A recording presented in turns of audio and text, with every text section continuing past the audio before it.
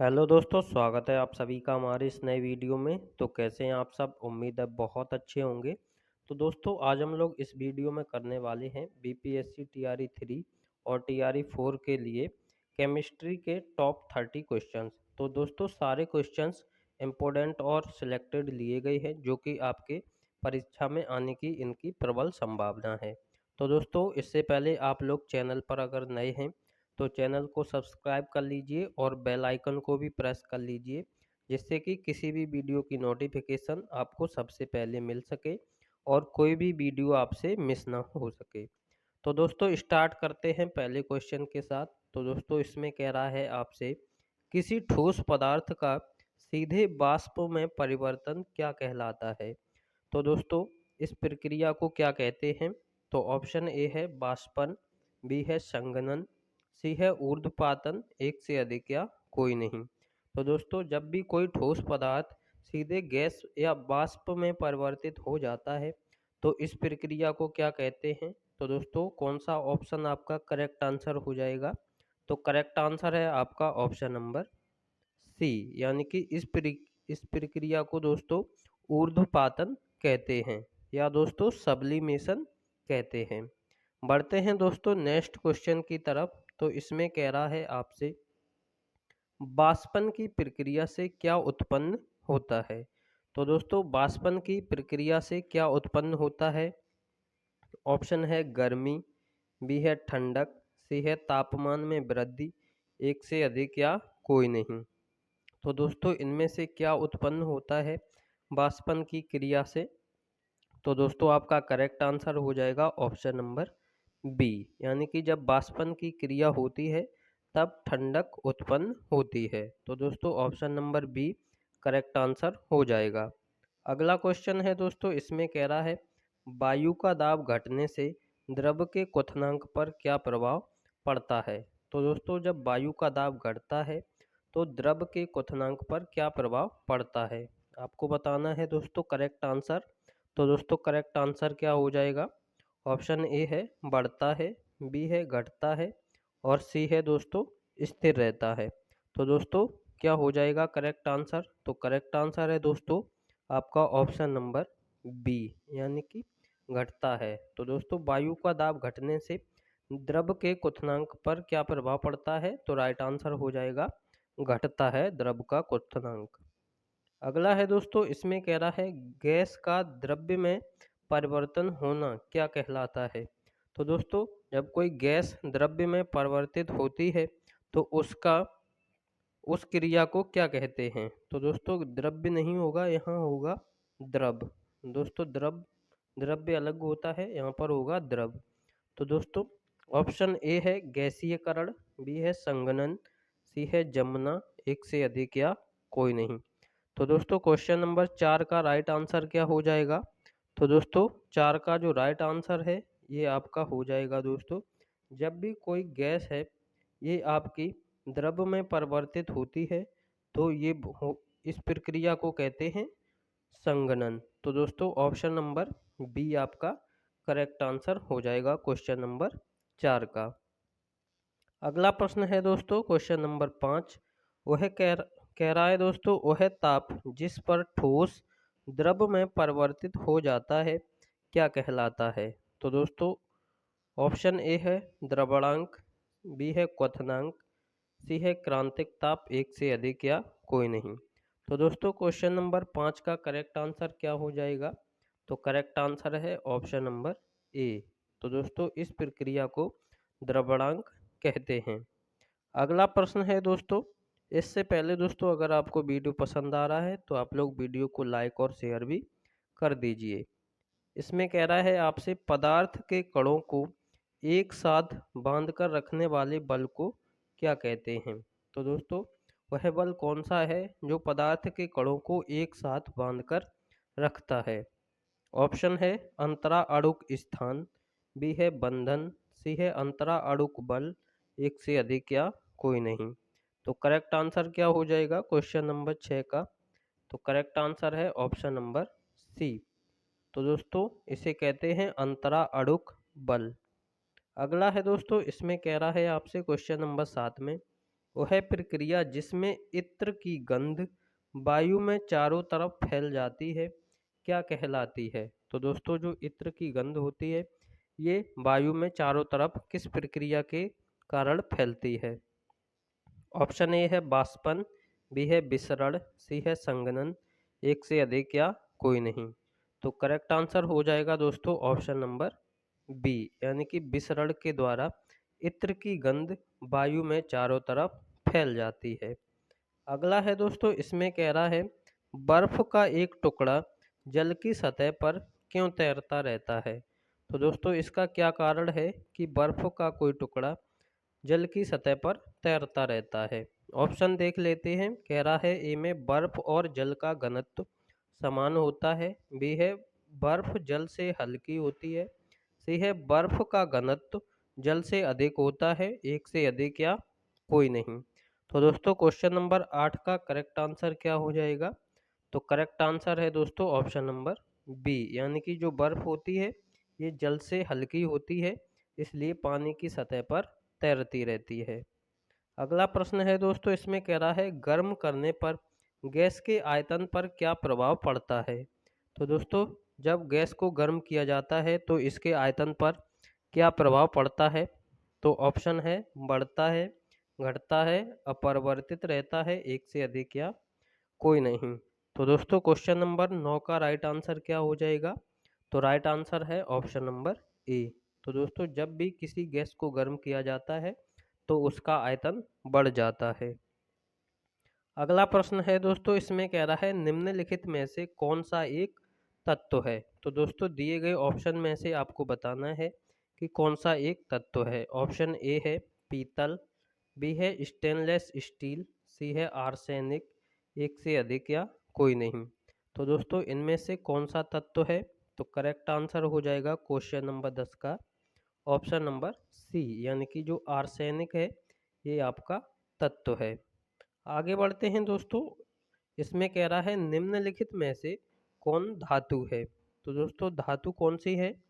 Option A है graphite, B है iron, सी है आर्गन, एक से अधिक या कोई नहीं।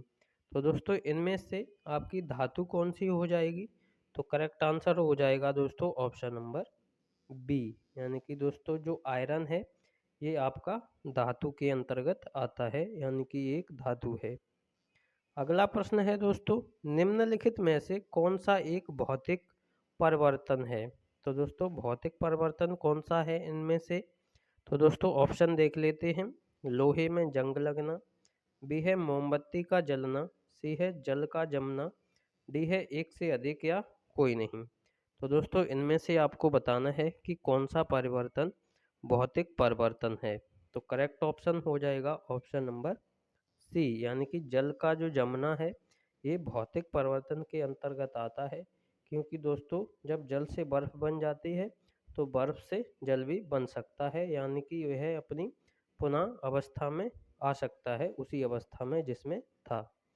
अगला प्रश्न है दोस्तों, इसमें कह रहा है निम्नलिखित में से कौन सा एक रासायनिक परिवर्तन का उदाहरण है? ऑप्शन देख लेते हैं।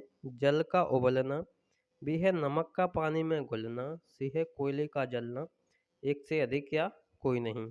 तो दोस्तों इसमें आपको बताना है कौन सा रासायनिक परिवर्तन है। तो करेक्ट आंसर हो जाएगा ऑप्शन नंबर सी। तो दोस्तों जो कोयले का जलना है ये रासायनिक परिवर्तन के अंतर्गत आता है, क्योंकि दोस्तों कोयला जलने के बाद दोबारा कोयला नहीं बन सकता है। तो ऑप्शन नंबर सी करेक्ट हो जाएगा। नेक्स्ट है दोस्तों, इसमें कह रहा है आपसे रेत के सूक्ष्म कणों का जल में मिश्रण निम्नलिखित में से किसका उदाहरण है? तो दोस्तों ये किसका उदाहरण होता है? ऑप्शन है कोलाइड का, बी है निलंबन का, सी है संतृप्त विलयन का, एक से अधिक या कोई नहीं। तो दोस्तों बताना है करेक्ट आंसर क्वेश्चन नंबर 14 का। तो करेक्ट आंसर है दोस्तों ऑप्शन नंबर बी। तो दोस्तों ये होता है आपका निलंबन, जिसमें दोस्तों रेत के सूक्ष्म कण होते हैं, ये जल के मिश्रण में निलंबन का उदाहरण है। अगला है दोस्तों क्वेश्चन नंबर 15, इसमें कह रहा है कोलाइडी विलयन में कणों के टेढ़े मेढ़े मार्ग में गमन करना क्या कहलाता है? तो दोस्तों ये क्या कहलाता है? ऑप्शन है टिंडल प्रभाव, बी है ब्राउनी गति, सी है पेल्टिगर प्रभाव, एक से अधिक या कोई नहीं। तो दोस्तों बताना है कोलाइडी विलयन में कणों के टेढ़े मेढ़े मार्ग में गमन करना क्या कहलाता है? तो करेक्ट आंसर हो जाएगा ऑप्शन नंबर बी, यानी कि ब्राउनी गति के नाम से जाना जाता है। तो ऑप्शन बी दोस्तों करेक्ट आंसर हो जाएगा। अगला प्रश्न है दोस्तों, किस वैज्ञानिक ने बताया था कि परमाणु अविभाज्य है, यानी कि इसको विभाजित नहीं किया जा सकता है? ऑप्शन है दोस्तों रदरफोर्ड, डाल्टन या प्राउस्ट, एक से अधिक या कोई नहीं। तो दोस्तों इनमें से आपको करेक्ट आंसर बताना है। तो करेक्ट आंसर हो जाएगा ऑप्शन नंबर बी। तो दोस्तों डाल्टन ने बताया था कि परमाणु जो है वो अविभाज्य है, यानी कि इसको और विभाजित नहीं किया जा सकता है। अगला प्रश्न है दोस्तों, निम्नलिखित में से कौन सा एक परमाणु के रूप में रहता है? तो दोस्तों कौन सा एक परमाणु है दोस्तों, आपको ये बताना है। तो ऑप्शन है हाइड्रोजन, बी है क्लोरीन, सी है सल्फर, एक से अधिक या कोई नहीं। तो दोस्तों इसमें से कौन सा राइट आंसर हो जाएगा? तो दोस्तों इनमें से आपका कोई भी आंसर करेक्ट नहीं है, यानी कि ए बी सी में से कोई भी सही नहीं है। तो करेक्ट आंसर हो जाएगा आपका उपर्युक्त में से एक से अधिक। अगला है दोस्तों क्वेश्चन नंबर 18, एवोगाद्रो स्थिरांक का मान क्या होता है? तो दोस्तों क्या होता है? ऑप्शन ए है 6.022 गुणा 10 पे घात 24, बी है 6.022 गुणा 10 पे घात 22 और सी है 6.022 गुणा 10 पे घात 23, एक से अधिक या कोई नहीं। तो करेक्ट आंसर क्या हो जाएगा? तो करेक्ट आंसर है दोस्तों ऑप्शन नंबर सी, यानी कि 6.022 गुणा 10 पे घात 23 करेक्ट आंसर हो जाएगा। नेक्स्ट है दोस्तों अमोनिया यानी कि NH3 में नाइट्रोजन की संयोजकता कितनी है? तो दोस्तों इसमें आपको नाइट्रोजन की संयोजकता बतानी है। तो कौन सा करेक्ट हो जाएगा? ऑप्शन ए है 2, 0, 3 या एक से अधिक या कोई नहीं। तो करेक्ट आंसर क्या हो जाएगा? तो करेक्ट आंसर है ऑप्शन नंबर सी, यानी कि नाइट्रोजन की संयोजकता हो जाएगी 3 और हाइड्रोजन की पूछ ली जाए तो इसकी हो जाएगी दोस्तों 1। अगला प्रश्न है दोस्तों, इसमें कह रहा है कैथोड किरणों में क्या उपस्थित होता है? तो दोस्तों जो आपकी कैथोड किरणें होती हैं इनमें क्या उपस्थित होता है? ऑप्शन देख लेते हैं, इलेक्ट्रॉन, प्रोटॉन, न्यूट्रॉन, एक से अधिक या कोई नहीं। तो दोस्तों करेक्ट आंसर क्या हो जाएगा? तो करेक्ट आंसर है ऑप्शन नंबर ए। तो दोस्तों जो कैथोड किरणें होती हैं इनमें इलेक्ट्रॉन उपस्थित होते हैं। नेक्स्ट है दोस्तों, निम्नलिखित में से किस में न्यूट्रॉन नहीं होता है? तो दोस्तों इनमें से किस में न्यूट्रॉन नहीं होता है? ए है हीलियम, बी है ट्राइटियम, सी है हाइड्रोजन, एक से अधिक या कोई नहीं। तो दोस्तों 21 का करेक्ट आंसर क्या हो जाएगा? तो दोस्तों 21 का जो करेक्ट आंसर है ये हो जाएगा आपका ऑप्शन नंबर सी, यानी कि हाइड्रोजन। नेक्स्ट है दोस्तों, इसमें कह रहा है एक कक्षा में इलेक्ट्रॉनों की अधिकतम संख्या किसके द्वारा प्रदर्शित की जाती है? तो दोस्तों किसी कक्षा में इलेक्ट्रॉनों की अधिकतम संख्या किसके द्वारा प्रदर्शित की जाती है? ऑप्शन ए है 2n+1, बी है 2n-1, सी है 2n², एक से अधिक या कोई नहीं। तो करेक्ट आंसर क्या हो जाएगा? तो करेक्ट आंसर है ऑप्शन नंबर सी, यानी कि 2n² के द्वारा एक कक्षा में इलेक्ट्रॉनों की संख्या प्रदर्शित की जाती है। नेक्स्ट है दोस्तों, इसमें कह रहा है परमाणु के नाभिक के सबसे नज़दीक कौन सी कक्षा होती है? तो दोस्तों इनमें से बताना है करेक्ट आंसर। तो करेक्ट आंसर हो जाएगा दोस्तों आपका ऑप्शन नंबर ए, यानी कि जो के होता है ये सबसे नज़दीक कक्षा होती है परमाणु के।